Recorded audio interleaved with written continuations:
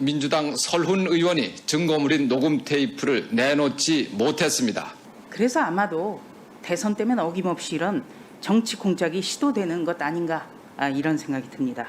자, 윤석열 전 검찰총장 아직 우리 당의 예비 후보 중에 한 분에 불과합니다. 그러나 감찰 조사만 이번이 5번째입니다. 이렇게 핍박받은 사람이 있었는지 저는 그것도 굉장히 의아하고요. 장 전 총재도 최규선 씨로부터 거액을 받았다고 폭로한 민주당 설훈 의원이 증거물인 녹음 테이프를 내놓지 못했습니다. 설훈 의원은 무책임한 의혹을 제기했다는 비난을 피하기 어렵게 되었습니다. 먼저 이호인 기자가 보도합니다. 대통령의 새아들 문제로 시끄럽던 지난 19일 설훈 의원은 폭탄 발언을 했습니다. 이해창 총재 방미 활동에 보탬이 되었으면 좋겠다. 이 총재에게 전해달라 라며 현금 2억 5천만 원을 전달했습니다. 엿새만인 오늘 설 의원은 빈손으로 나타났습니다. 최선을 다해 노력했습니다.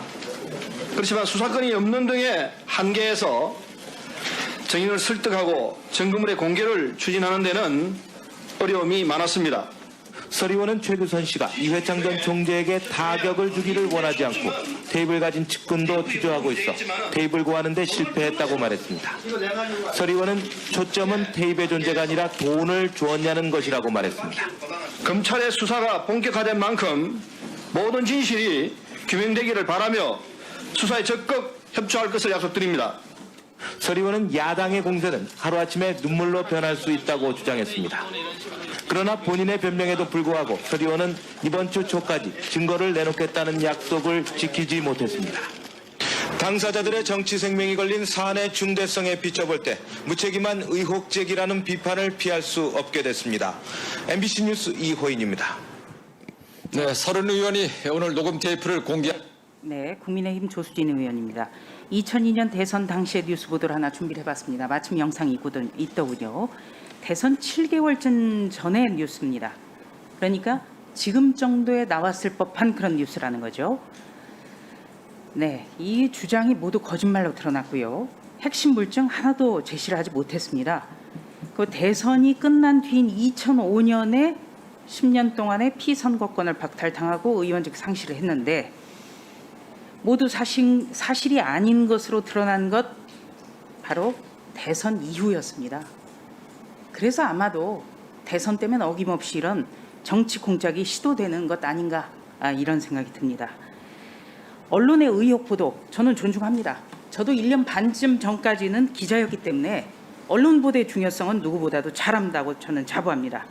그런데 이번 인터넷 언론 보도는 참 이해가 되지 않습니다. 확인됐다, 증거는 뭐다 이런 게 없어요. 대신에 정황과 주장만 있습니다. 그걸 쉽게 말해서 낚시성 제목이라고 합니다. 그리고 또 한 가지는 신빙성이 있으면요, 최소한 우리 중앙 언론의 일간지의 일면이라든지 사회면에 연일 대서특필이 돼야 돼요. 이게 이어지지가 않습니다. 왜 그럴까요? 이거 굉장히 흥미롭지 않습니까? 오히려 인터넷 보도에 대해서 국회 출입 기자들이 내용이 너무 이해가 되지 않는다는 겁니다. 이게 굉장히 어떻게 보면은 전직 언론인 출신의 의원으로서는 더 이해가 되지 않아요. 그런데 바로 이런 보도 때문에 여당이 또 여당 이중 때까지 총출동을 했어요. 이게 저는 정말 이런 것도 굉장히 이해가 되지 않는다. 최근에 더불어민주당이 추진했던 언론재갈법 세계적 조롱거리가 됐습니다. 세계 언론 단체 유엔이 경고를 했어요. 세계적인 망신을 당했습니다. 이 사안이 온 것도 숨겼어요. 조국 일가의 각종 의혹, 표창장을 위조해서 자식을 의학전문대학원에 보낸 희대 사건에 대해서 지금까지 인정도 하지 않고 사과도 하지 않는 분들이 앞다퉈서 언론재갈법을 추진했죠. 왜? 보복성이니까요. 그런데 이번에는 이 인터넷 뉴스 하나를 가지고 총출동을 했어요. 여당 의원들 물론 여당의 대선 주자까지 총출동을 했습니다. 앞뒤가 맞지 않는 이런 언행들부터 굉장히 부끄러워해야 된다고 저는 봅니다. 이런 보도를 가지고 송영길 대표, 묵과할 수 없는 희대의 국기문란이자 정치공작, 윤호중 원내대표, 전두환 씨의 신군부 하나회와 비교할 만한 사건이다. 이렇게 주장들 하고 있어요. 자, 박범계 장관은 또 어떻습니까? 진상 규명을 묻는 데 대해서 이렇게 이야기를 합니다. 의혹 사건을 보도한 매체가 추가 보도를 할 예정이라고 했다. 진상 규명에 협조한 차원에서 혹시 보도할 것이 있으면 빠른 보도를 좀 부탁드린다. 이건 또 무슨 태도입니까, 장관님? 저는 이런 것도 못 봤어요. 제가 25년 가까이 기자 생활하면서 이런 법무장관의 이런 태도도 처음 봤습니다. 아니, 사건에 관해서 신뢰할 수 있다. 이런 게 아니라 언론의 빠른 보도를 부탁한다. 이게 뭐죠?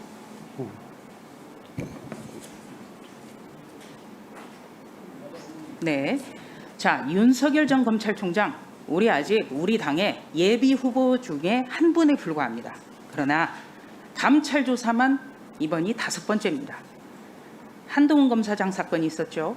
그리고 추미애 장관이 라임자산 운용펀드 사기 사건 의혹과 관련해서 징계하려다가 이것도 불발이 됐고요.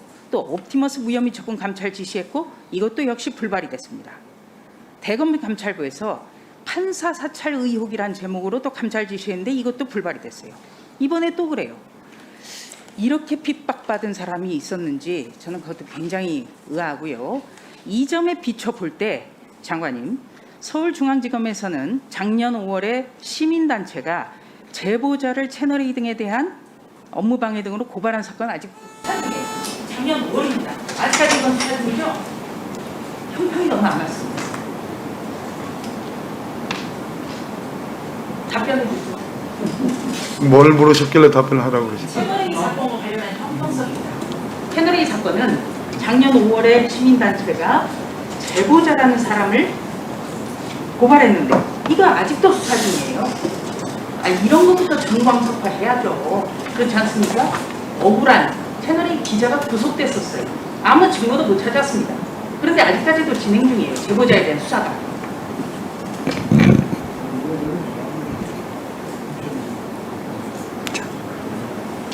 하실 얘기 있으면 해주십시오. 제가 우리 존경하는 야당 의원님들 오늘 거의 저에게 질의를 하지 않으시고 이제 생각하시는 의견들을 이제 말씀을 하시는데요. 그 중에는 다른 사건들과 비교해서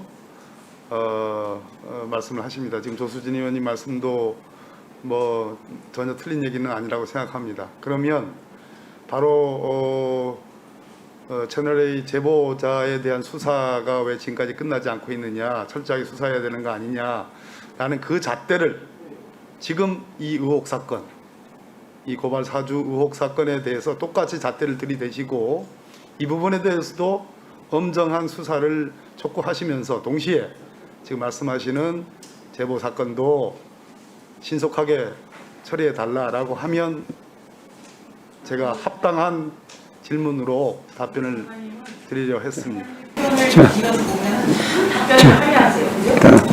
제가 조수진 의원만 하겠습니까?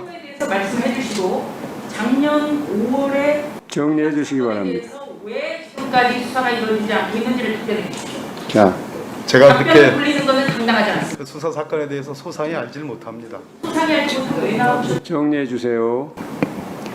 제가 당부를 좀 드리겠습니다.